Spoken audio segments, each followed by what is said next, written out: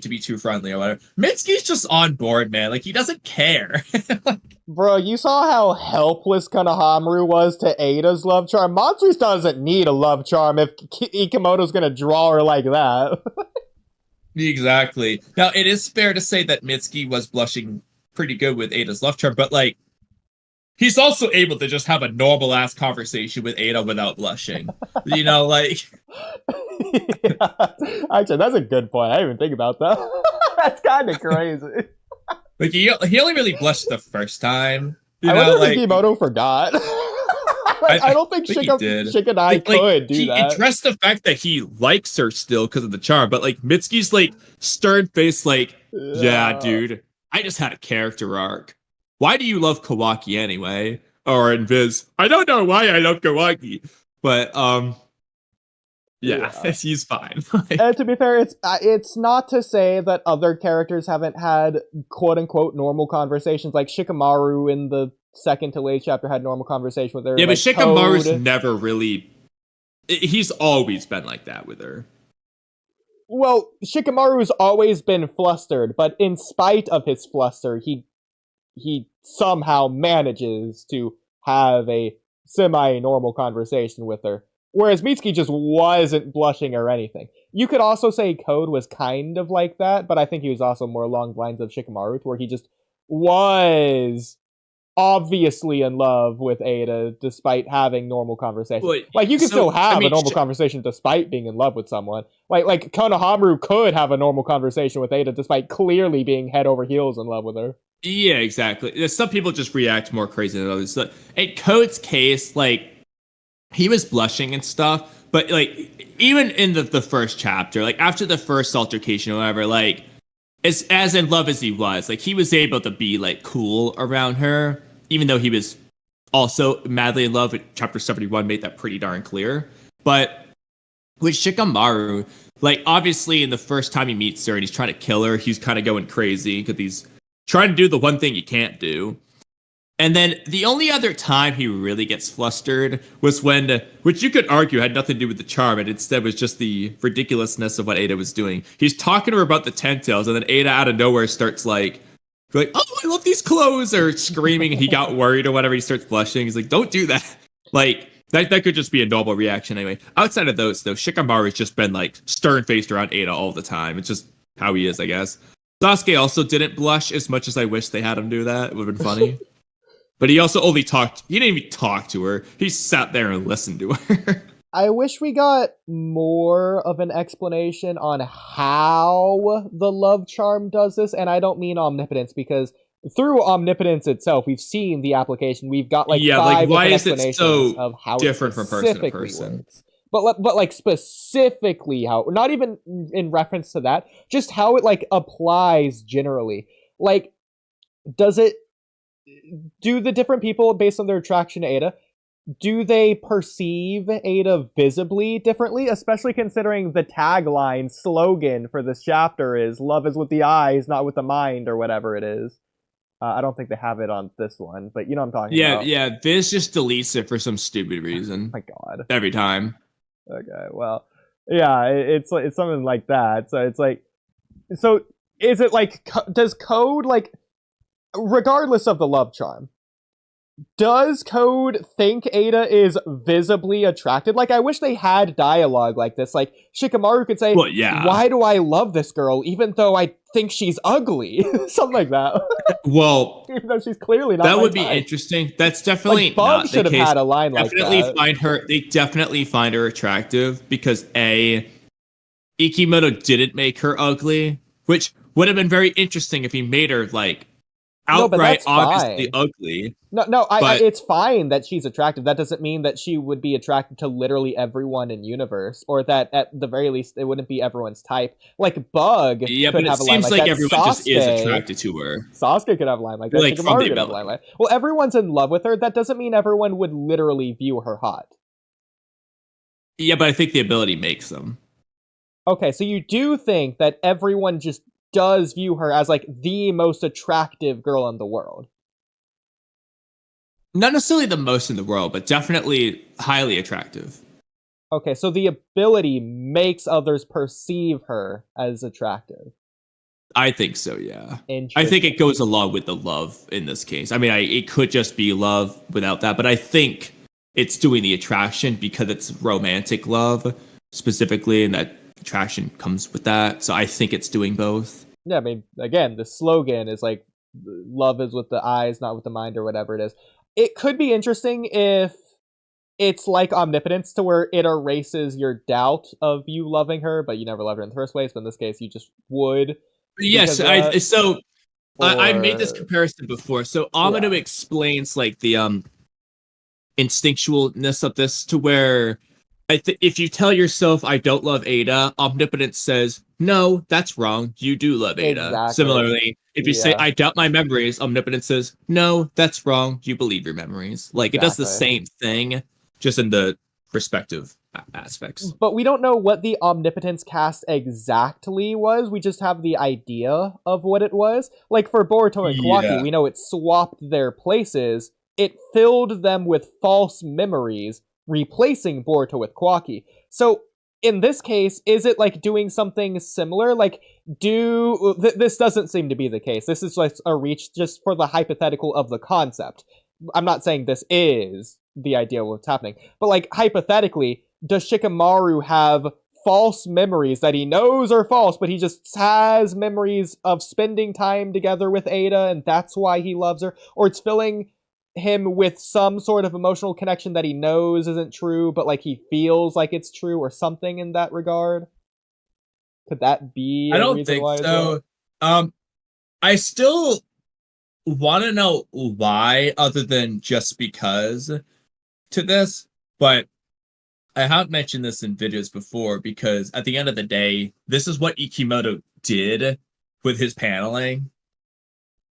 Nobody has ever been affected by Ada for some reason until they looked at her eyes. Yeah. They made eye contact. This was very clear in chapter 74. They did the same thing with Ko to where he's freaking sticking claws by her neck until she turns around. All of a sudden, he can't do anything then, and so on. It always, and of course, with Shikadai, now Shikadai could be for other reasons, but it's worth noting that he seemingly didn't get a good look at Ada from Yeah. that distance. His vision's probably not good. Like I mentioned this in one of my recent videos, it's possible that Ada's desire for true friends made Shikadai immune. It's also possible that Shikadai just straight up couldn't see well enough, and that's all there was to it.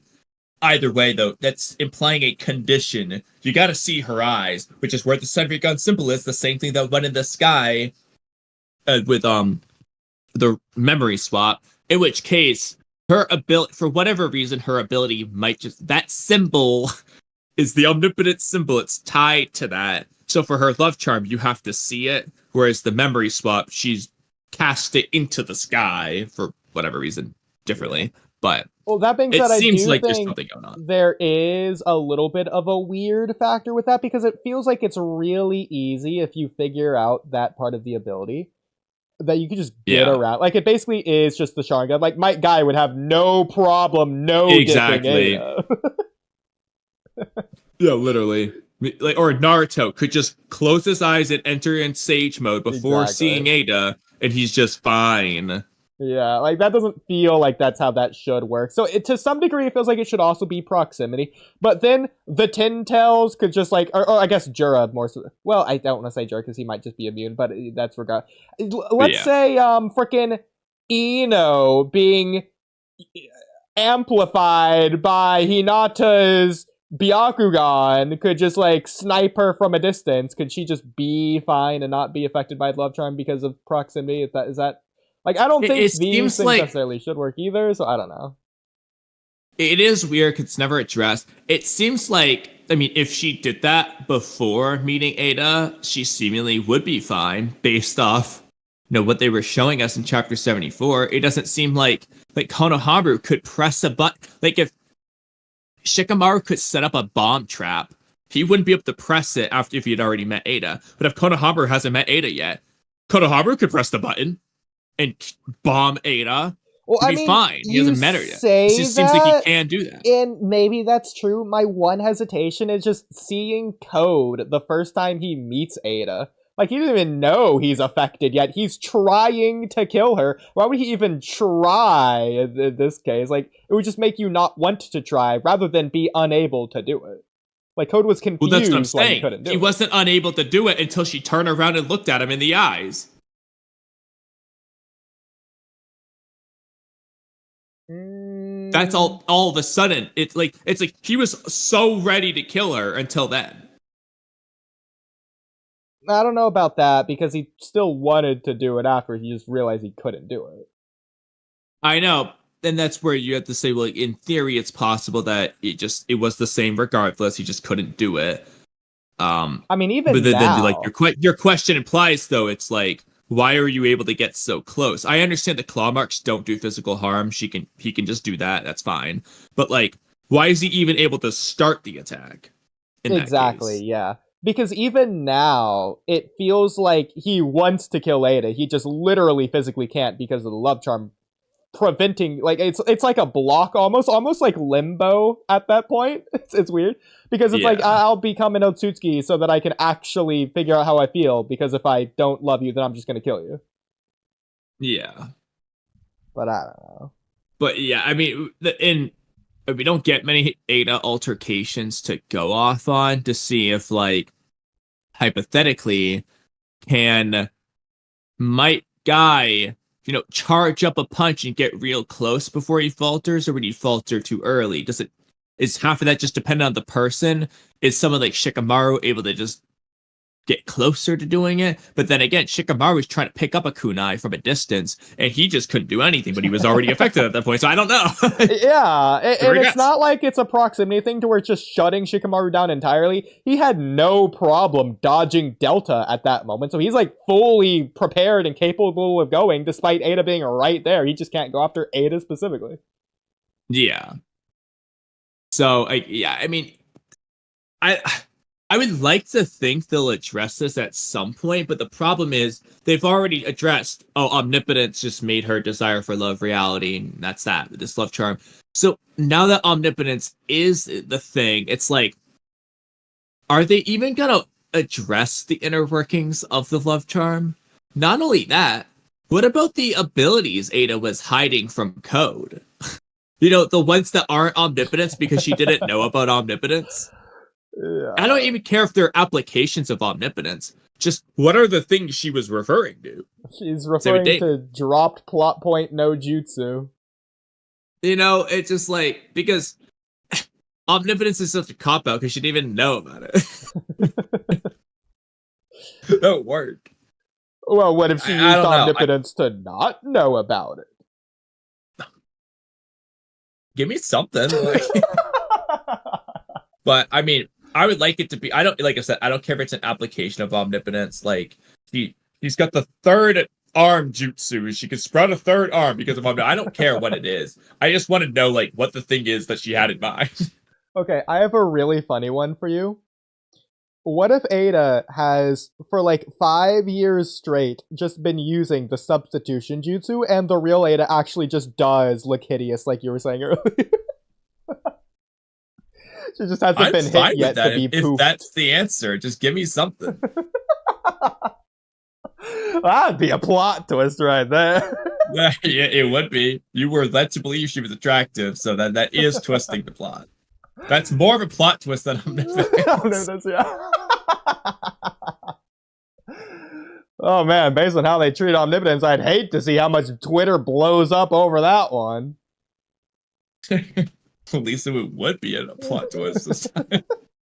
They would hate it, though. Everyone would be complaining. I know. And then I also remember